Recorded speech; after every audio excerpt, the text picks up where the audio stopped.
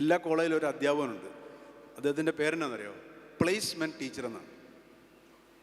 അതായത് ഈ കണ്ട് പഠിച്ചു വന്ന പിള്ളേരെ ഏതെങ്കിലും ഒരു കമ്പനിയിലെ പണിക്കാരനാക്കി മാറ്റി. അതാണ് പുള്ളിയുടെ ജോലി.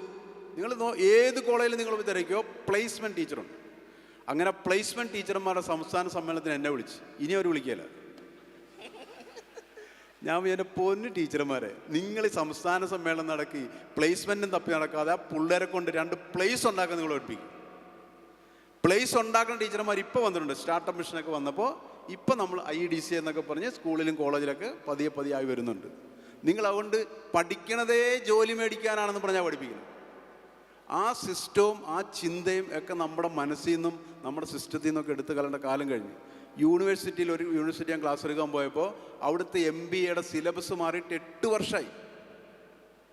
8 വർഷം മുമ്പുള്ള സിലബസ് പഠിച്ച് പുറത്തിറങ്ങാൻ അവൻ എന്ത് ബിസിനസ് ചെയ്യും? അവൻ എന്ത് MBAക്കാരനാണ്?